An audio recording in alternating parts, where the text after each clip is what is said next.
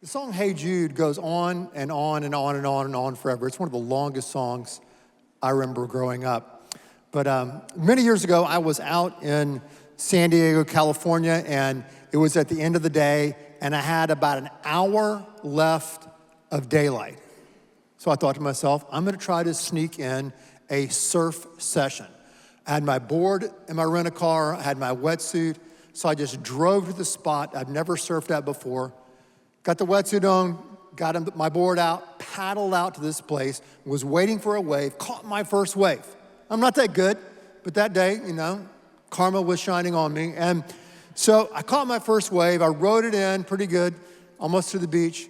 And as I was paddling back out, another surfer was behind me and goes, hey, that was a good wave. And I said, thanks. And then he said, how close did you get to that rock? And I said, what rock? He goes, dude, there's a big, huge submerged rock on the inside. And if you hit that thing, you're toast, okay? So I thought to myself, noted, right? Noted. Because I've learned this over the years. When you go to a beach, I don't care if you're talking about California, Galveston, Pensacola, it doesn't matter. You never know what lies right beneath the surface.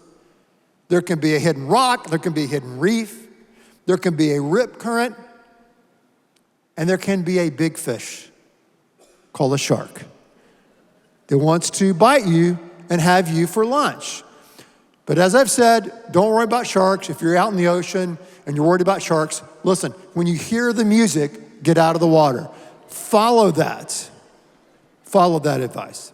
So when you go to a new spot, a new beach, you're surfing at a place you've never been before, what you need is some serious, real-time, real-life information. And the phrase that surfers use for that type of information, that kind of data, is the phrase local knowledge. Local knowledge. Not social media knowledge, not internet knowledge, local knowledge. Local knowledge means that you've talked to someone who knows that spot, who knows that beach, who knows that reef, and they have surfed it for many, many years. They can tell you what lies beneath the surface. They can tell you where the rocks are. They can tell you where the rip current is. They can tell you when and why the sharks are dining that day. And they can tell you where to line your board up so that you will be in the sweet spot and will be able to catch a nice, tasty wave, okay? But to do that, you don't need book knowledge or surfer magazine knowledge or internet knowledge from Surfline. You need local knowledge. Same thing for you golfers. When you go to a new golf course, you've never golfed before, it's great to read about it on the internet. It's great to read about it in Golf Digest, and you saw it on the Golf Channel and all this, but it's better if you can talk to someone who's a member of that club and they play that course over and over again. They can give you some local knowledge, what to do and what not to do. Going to a new city, maybe going to a new country. You can read about it, study about it. It's better to talk to someone who is there, who's lived there, and they can give you local knowledge. If you're a newlywed, never been married, find someone 10, 15, 20 years down the road that will give you some advice and some data that you will not find in the marriage seminars and books. They will give you local knowledge. In so many areas of life, we need local knowledge. Let's say that together. Local knowledge. It's fun to say. Try it again. Local knowledge. Local knowledge. Now, here's what's interesting. This book, the Bible, God's Word, is teeming with local knowledge.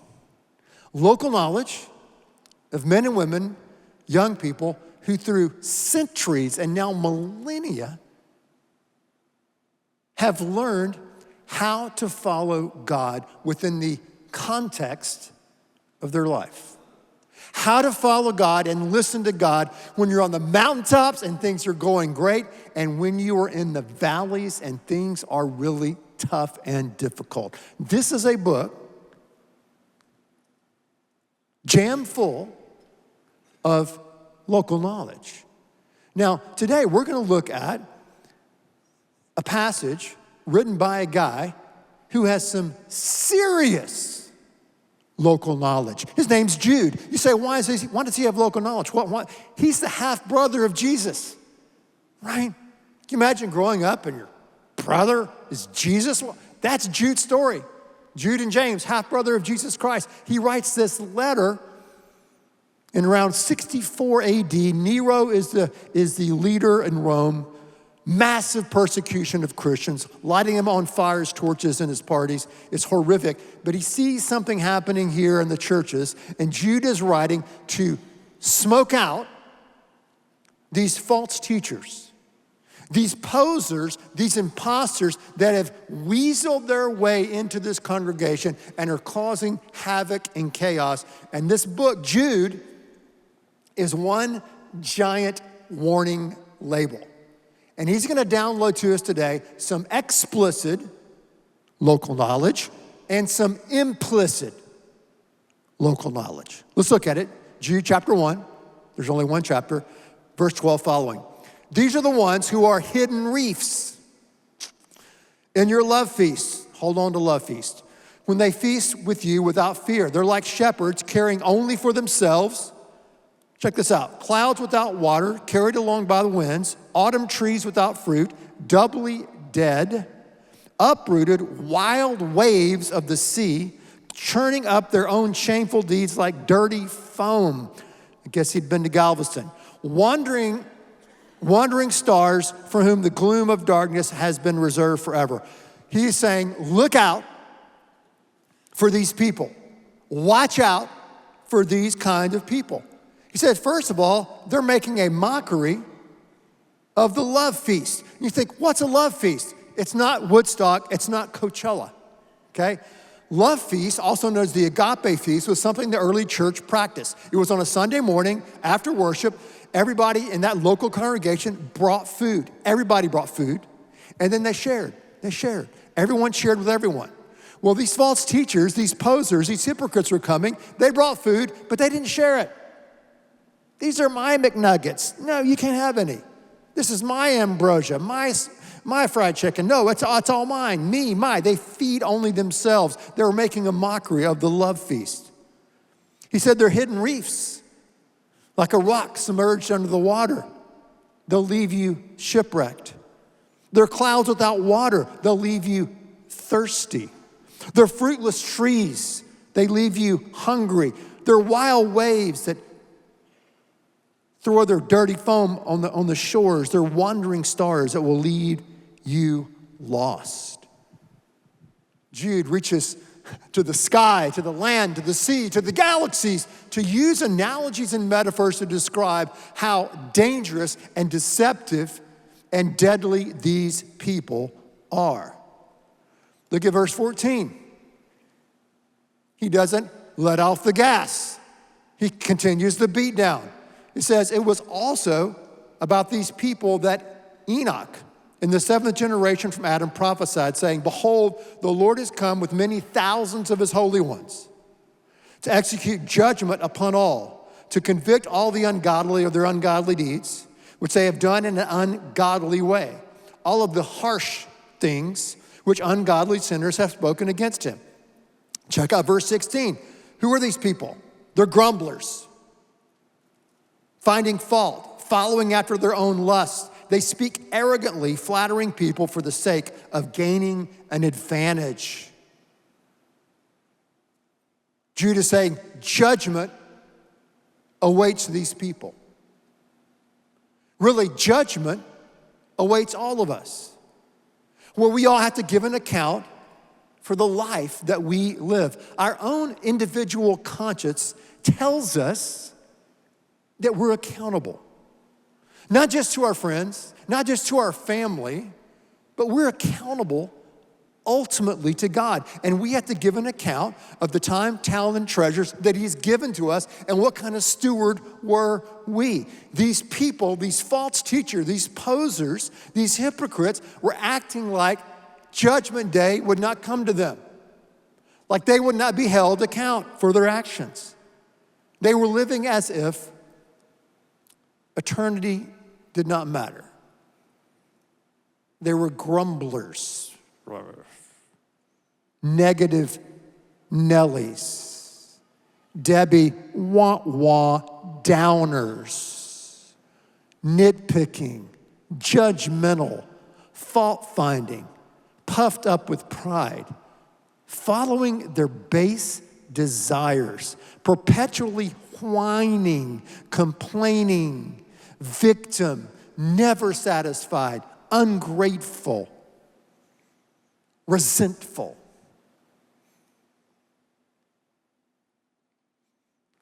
Jude saying, we don't want to be like these people. We don't want to be like these people. These people are headed for the rocks. These people will shipwreck your life. These people basically are one big cautionary tale. A cautionary tale. The boy who cried wolf lied and lied and lied. He lied so much that when he told the truth, no one believed him and the wolf ate him up. That is a cautionary tale. Dr. Jekyll and Mr. Hyde, Icarus, all cautionary tales. Stories, in this sense, fables, but also we see real life examples of men and women who go down a certain path and experience certain consequences. And their story, many are written down in God's book, local knowledge, are written to warn us, to caution us, and to say, don't go there. Don't become a cautionary tale. We can look in our friendship circle. We can sometimes look in our families. We can look at work and school. We can see cautionary tales all around us. People who party way too much. People who use way too much. People who are following their own desires and pleasures way too much. And they're on that path to be a cautionary tale. That's the explicit local knowledge that Jude is downloading to us here today. Don't follow people like that. Don't hang out with folks like that. Don't be puffed up with pride. Don't be bitter. Don't be a grumbler. Don't be a whiner. So what do we do? There's also, as I said, implicit local knowledge. What do? We do the opposite. Right? We do the opposite. That's implicit. That's beneath the surface in this passage. Francis Schaeffer said this. He said, without an infinite reference point, all finite points are absurd.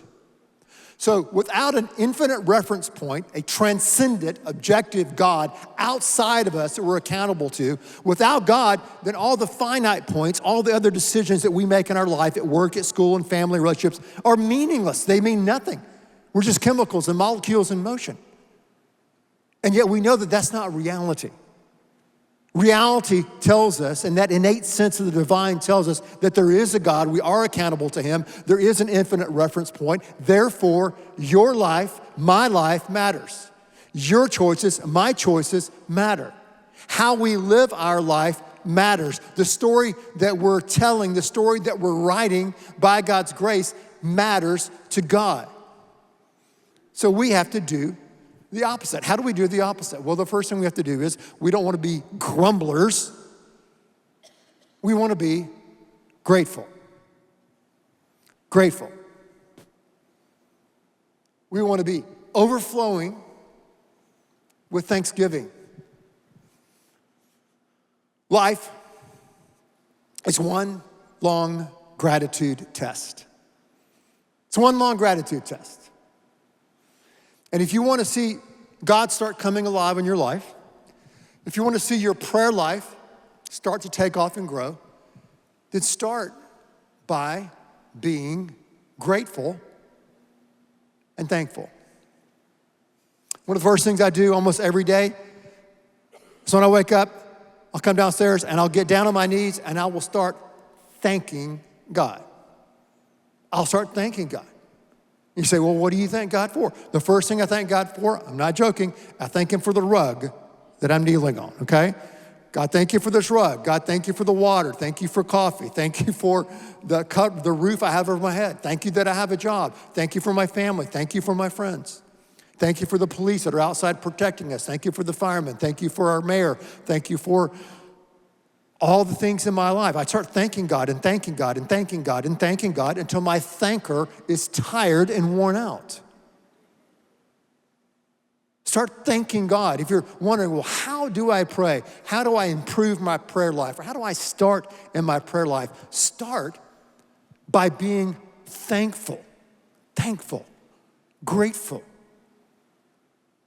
What's the cure to anxiety and stress? Paul says in Philippians chapter 4, to be thankful in all things. It will change your life. Stop whining, stop grumbling and complaining. Start being grateful, thankful. Every day, get down on your knees, or every day before you get out of bed, start thanking God for all the things he brings to your mind. Be grateful.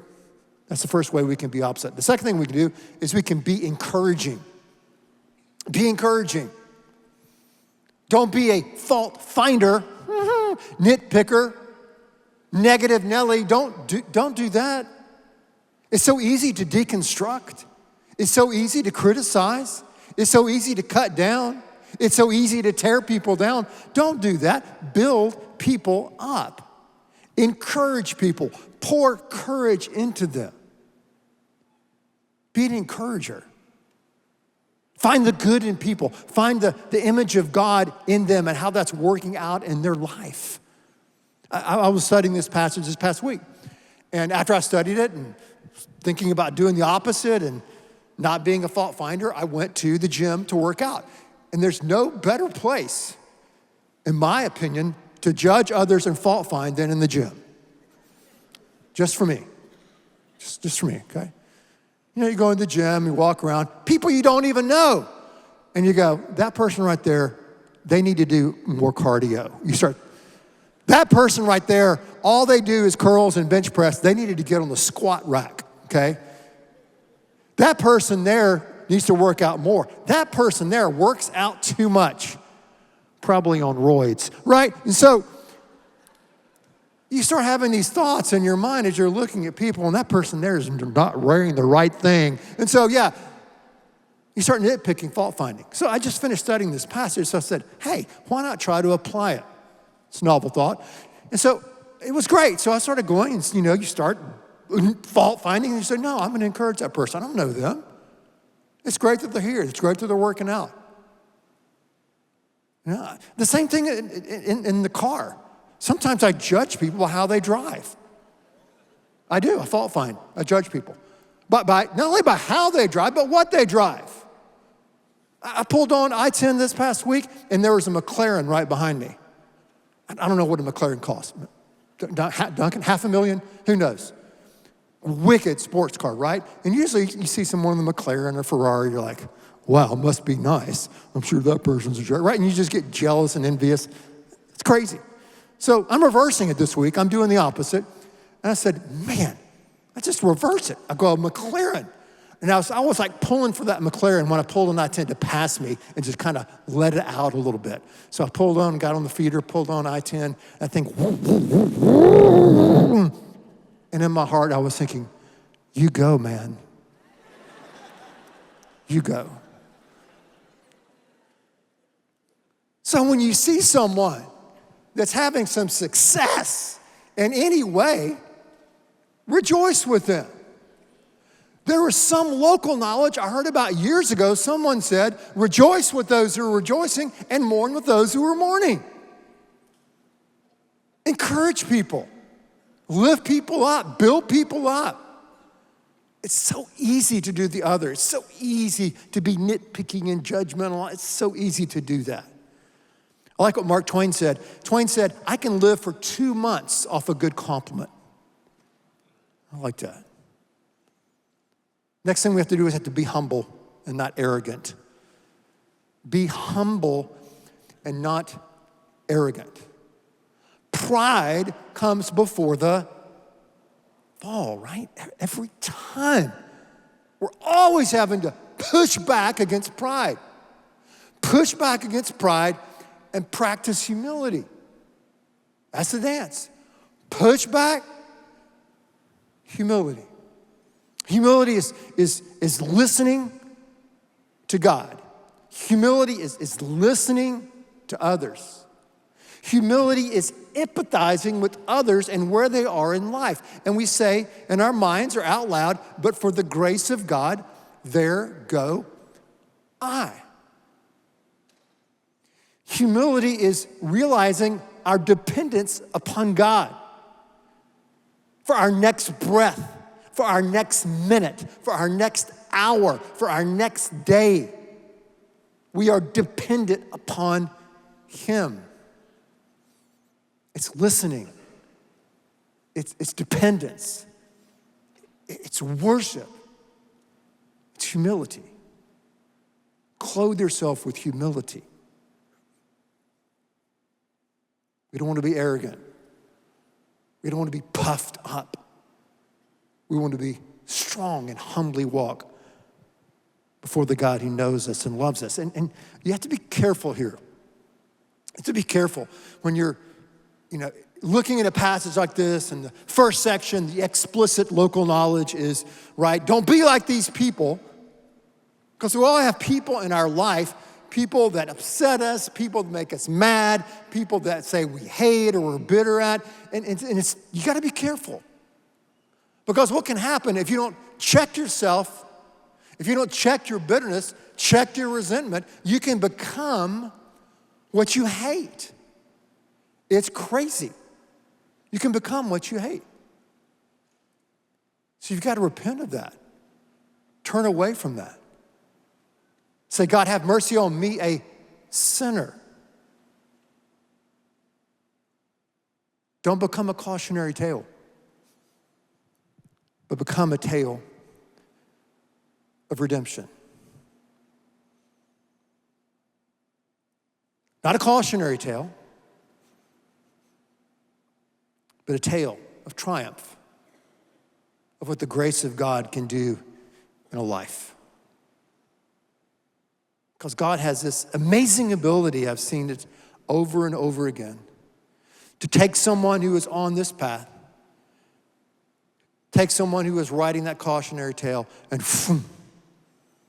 put them on his path. A path of hope, a path of love, a path of righteousness. I think quickly about a guy many years ago when I was pastor, young singles pastor here, and he was in his 20s. He was using drugs, selling drugs. He was a mess. He was so close to being arrested, thrown in jail. His brother-in-law invited him to church. He came to church, to a service just like this. We had an invitation at the end of the service like we do. And this guy walked down the aisle. And he turned away from what he was doing. He turned away from the drugs. And he said, God, I give you my life. Come into my life, Lord Jesus Christ. And Christ came into his life, changed his life. He stopped using. He stopped selling. He started to have new friends. He broke away from the old friends. Some guys in our church mentored him and poured into him. He went through Master Life and other things in our Bible study classes and small groups. Then he started bringing other people, other friends of his to church and bringing them to Christ and discipling them. He met a great Christian woman. They got married. They had kids. And God did an amazing, amazing work of redemption. Me and this guy became friends. All because he opened up his heart and the possibility of the grace of God. And God began to write day by day, week by week, year by year, this story of redemption, of the power and the amazing grace of God. And that, from the good old book of Jude, is some serious local knowledge.